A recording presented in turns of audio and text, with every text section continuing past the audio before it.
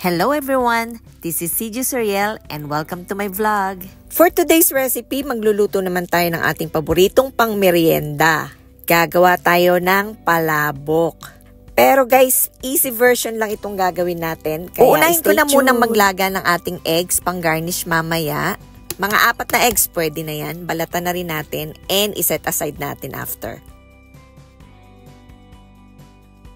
And may nabili din akong frozen seafoods na siya, mixed seafoods. So, meron tayong imitation crab, crab meat, merong pusit, tahong yata ito. Ayan. So, yan lalagay natin. Ako gagawa ng palabok. Kasi may natira kaming bangus na, tinapa. Sayang naman, diba? So, kasi hindi makain. Yan ang ilalagay ko. Pero bumili pa rin ako ng 3 tinapa. Just in case kulang yung tira nating bangus na tinapa. So, dadagdagan ko siguro ng 1 o 2 pa. Yan. So, para naman sa noodles natin, ito yung gagamitin natin. Yung special palabok, pansit luglog. Or yung cornstarch noodles. Ayan. Ibababad ko na sa water na medyo maligam-gam itong aking tubig. So, lalahatin ko na. Medyo matigas kasi ito. So, kailangan talagang isosoak natin yun or bababad ng konti sa tubig habang piniprepare natin yung iba nating ingredients. Kulang ang tubig ko. Dadagdagan ko. Dali lang. Ayan. Maligam-gam lang yung tubig natin. May hot water kasi itong ating gripo. So, aside muna natin ito, ating noodles, palabok noodles, mga 20 minutes, 30 minutes while preparing our other ingredients. Yun. English yun, no? So, ready na natin ang ating panggisa. So, 6 na butil ng ating garlic. Pwede na yan. Medyo may sira pa yung isa. Isin lang natin.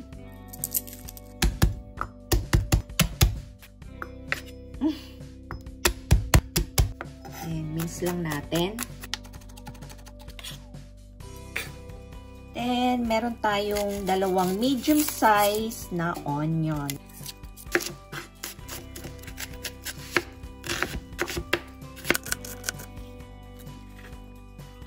Tapos, himayin na natin yung ating isda, ating tinapa. Dali lang himayin yung bangus na tinapa kasi boneless siya. Pero ito for sure, kailangan ingatan natin tanggalin natin yung tinik.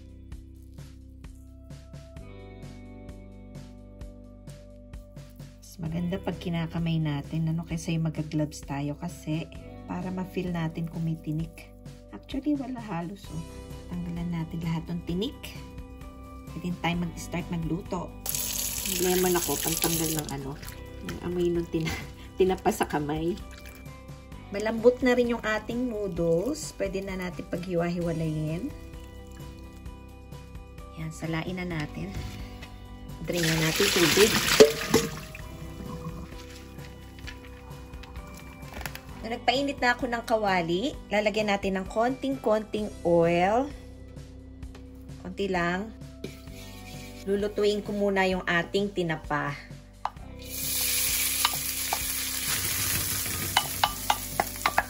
Nilagyan ko ng oil para hindi siya dumikit sa ilalim, no? Mga 5 minutes lang luto na yan. Hanguin na natin. Lalagyan natin muna sa bowl and then iset aside na muna natin.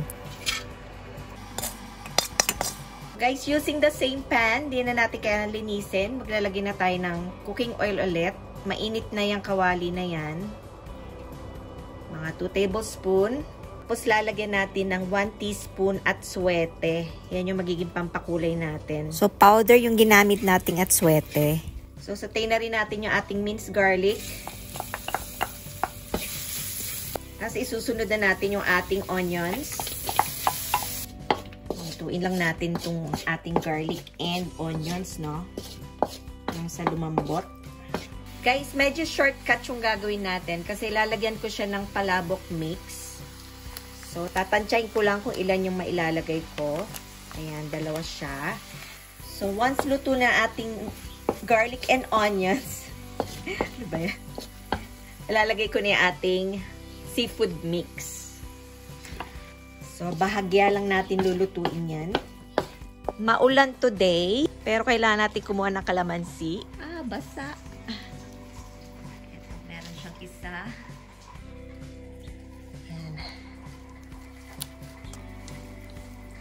Medyo nabasa tayo, pero okay lang kasi may nakuha tayo o may napitas tayong kalamansi. Balik na tayo sa ating pagluluto. Naglagay nga rin pala ako ng fresh na shrimps para mas lumasang ating seafood palabok. So, habang niluluto natin yung ating seafood mix, nagpakulo na ako ng water para maluto na rin natin yung ating noodles, no?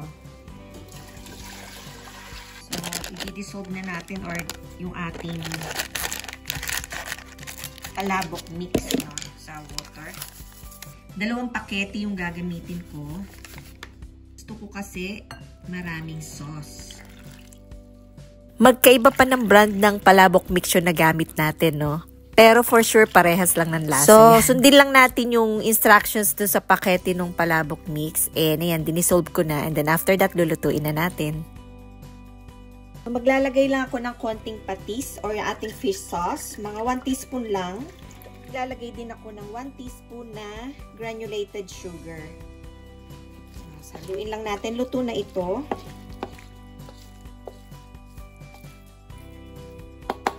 Medyo kukuha lang ako ng pang-garnish natin para sa ibabaw mamaya.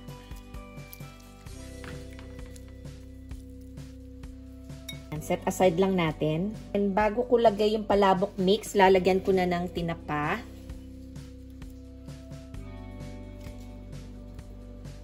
Siyempre, magtitira tayo ng pang-garnish din mamaya. Tapos, ilalagay ko na yung ating palabok mix.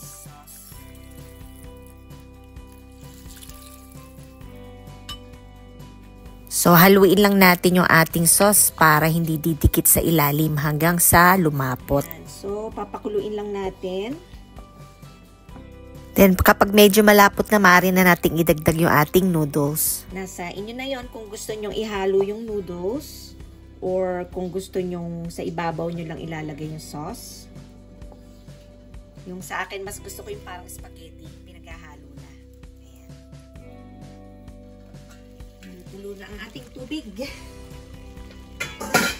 So, ilalagay ko na yung ating pansit palabok.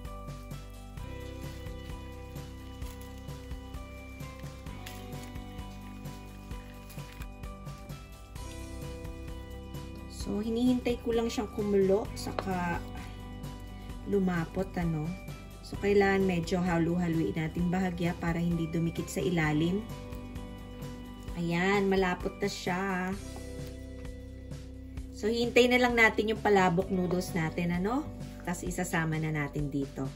Luto na ang ating sauce. Siyempre, hindi mawawala ating green onions.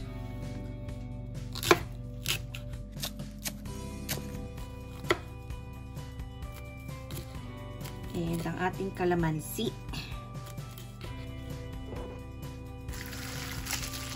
Luto na ang ating palabok noodles. And then, lastly, lalagay na natin ang ating palabok noodles sa ating palabok sauce. Haluin lang natin. Mukhang saktong-sakto ang ating sauce sa ating noodles.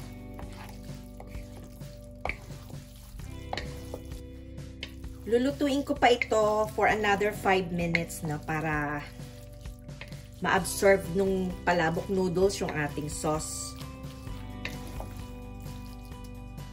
Tapos, ready to serve na tayo.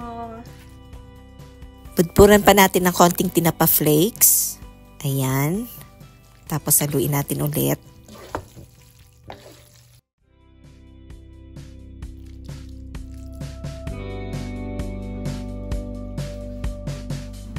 Init na to? Hindi pa. Ready na ating seafood palabok. Nilalagyan na lang natin ng garnish. Napakasimple lang na ating recipe. Sana na-enjoy nyo yung panonood. Thank you for watching and I hope to see you all soon. Bye for now!